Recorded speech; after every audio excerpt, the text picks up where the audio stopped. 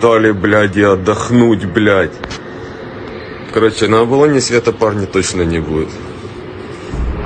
Следующий приход, блядь.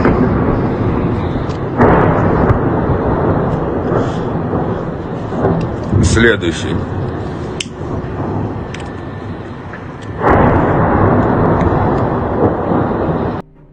Against Ukraine, then Ukraine attacked southern Russia, which it began attacking southern Russia last spring.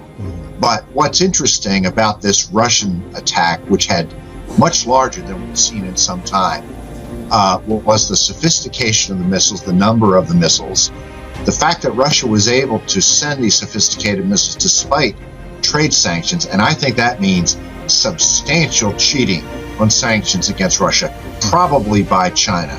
I also believe this massive missile attack by Russia was an attempt to probe Ukrainian missile defenses to see how much better it has improved in 2023. We know it got more advanced air defenses, and to see how it is possible to overwhelm this defense for an upcoming Russian offensive. I think it's a very bad omen. What happened today is just the beginning. We're gonna lose this war.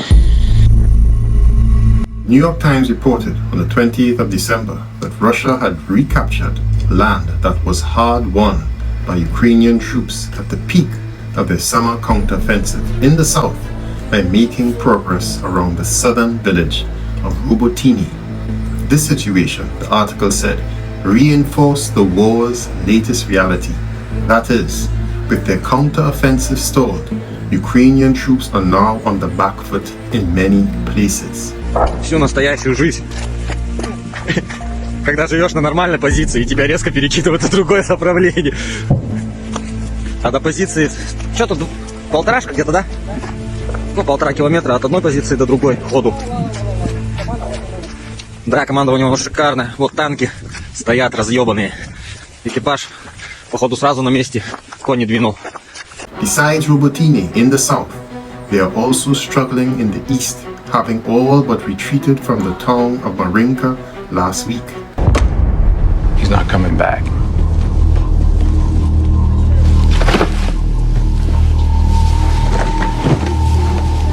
Had enough? Deepening their challenges, Kiev is increasingly worried that its military will not have the resources to keep up the fight. Well, I'm out, man. Washington announced on Wednesday that it was releasing the last remaining Congress-approved package of military aid available to Kiev. We have given now Ukraine the last security assistance package that we have funds to support right before New Year's, right after Christmas. Yeho Chernev, the deputy chairman of the Ukrainian Parliament's Committee on National Security, Defense and Intelligence, put the situation in stark terms in an interview earlier in December. He said, "Now we are losing fields, but if the US aid is delayed, we will begin to lose towns." One can only assume that statement was made before Marinka was captured by the Russians. Because I can keep going, brick by brick, dollar by dollar, body by body. Or you can call your boss and tell him to shut down his operation. A relevant part of this interview was contained in the following statement, and he said, "Without American ammunition, we are beginning to lose territory that was hard won this past summer." Rabotino had been taken by Western trained and equipped Ukrainian brigades in August of last year. The ISW, however, quietly confirmed that Russian forces had retaken positions after the Ukrainians withdrew to more defensible positions for the winter. The Russians have advanced from the southwest and east, pushing from Verbove, a nearby village that Ukrainian troops unsuccessfully tried to capture in the summer offensive to extend the bulge they created in Russia's defenses. At the time of the article, the Russians' advances were still limited, having captured just a few square miles of territory on the flanks of Rabotino. But this still prompted the head of Ukraine's forces in the south, Alexander Tarnavsky, in an article with the BBC to say, The situation in our sector is extremely difficult. Russian commentators are quite optimistic, however. Evgeny Balitsky, the Russian-appointed head of part of the Zaporyzhia region, told Russian television that he hoped Russian troops would soon retake Rabotino and reach the starting line of Ukraine's counteroffensive, which would be a significant blow to the morale for Ukraine. Forbes magazine reported on the 29th of December that Ukraine's gains in the Zaporyzhia offensive, which amounted to about a 6-mile advance south of Mala Tokmachka, is in jeopardy. What was interesting and also foreboding for Ukraine is the fact that in that region, they are not only outgunned, but significantly outnumbered. Forbes reported that a large force, about 20 brigades worth, which is approximately 80,000 Russian troops, led by the 76th Guards Air Assault Division, had counterattacked from several directions, squeezing the 11 brigades of the Ukrainian forces around Rabotino. Assuming the Ukrainian brigades are fully manned, which is a big assumption given the state of their casualties, we are looking at about 80,000 Russians versus 44,000 Ukrainians.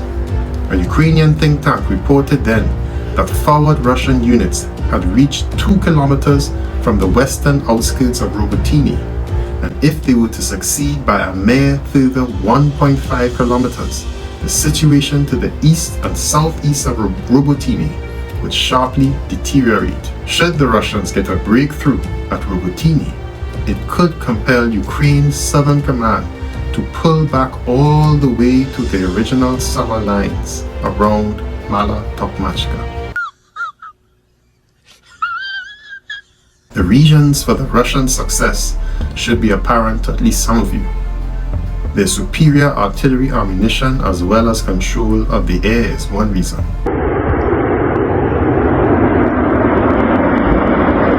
But moreover is the fact that the best brigade in the Ukrainian counteroffensive force, the infamous 47th Mechanized Brigade, equipped with American M2 fighting vehicles, is no longer at Rabotino. Stay there, don't. Куда вы ломитесь? Пана. Yeah. Get the ball. Кому ломится? Куда ломится? Некому стоишь.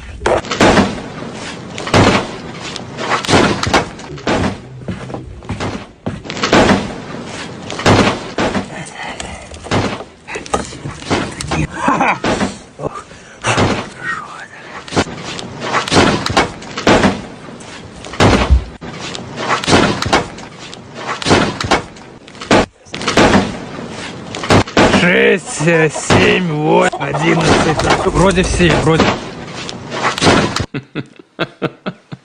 And was redeployed to garrison Avdiivka, as I said in my video before these articles were even published, on December 12th. So we are getting a glimpse of the Russian strategy leading up to deep winter. Attack in several places forced Ukraine to defend everywhere as their ammunition decreases, which would inevitably lead to weak points.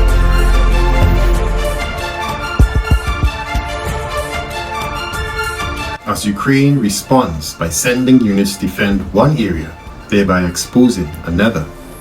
This way, no one can see for sure where the Russian main attack plan is. That is because the Russian offensive strategy is not fixed and adapts to the reality on the ground.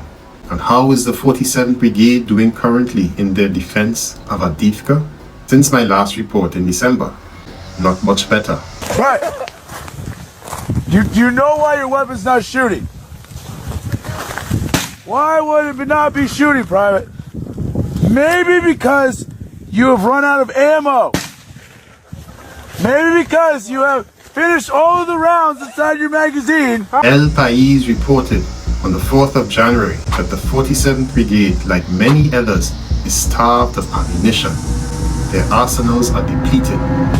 The EU had promised Ukraine 1 million artillery rounds, but only managed to supply less than half that amount. The the Russians appear to be using a similar strategy to Bakhmut by sending convicts and ex-mercenaries of the Wagner Group.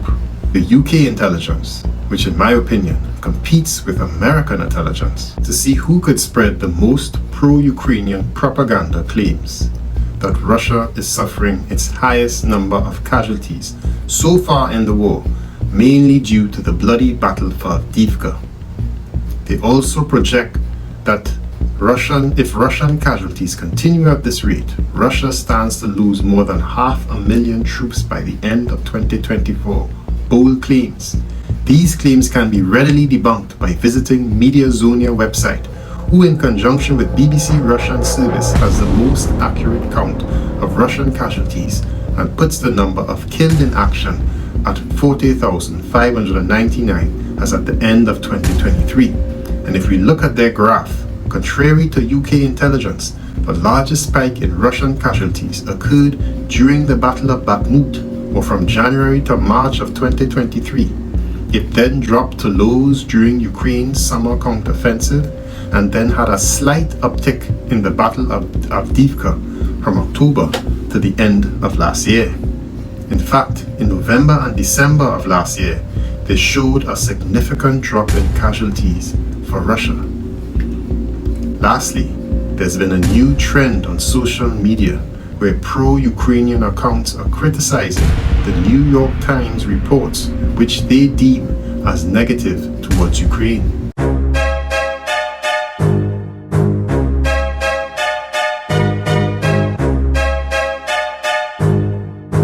The new label for the newspaper from pro-Ukrainian commenters is the new Orc Times, which is now a trending term on Twitter.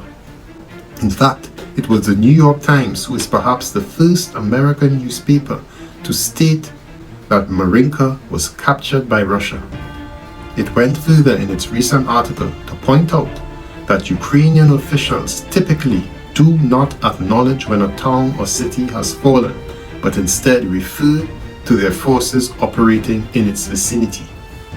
It continues to say that the Ukrainian military has declined to comment on Marinka beyond the daily battlefield updates that it releases. Russia's success in Marinka, it says, is a symbolic blow to Ukraine's military, which has failed to take any large population center in the past year. One strategic goal to deoccupy our territories, to be on the borders of our country. Our goals didn't change. The goal is to save and to have more successful steps in the Black Sea, to continue success on Crimea, on the south. I can't tell you the details, but we will do it. A point that has been often lost in Western media with their focus on inflated Russian casualties of 2023.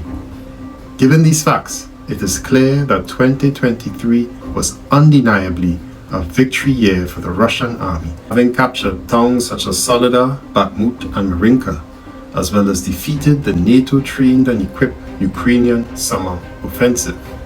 So what will 2024 hold? If you want my prediction, then I suggest you check out this video right here.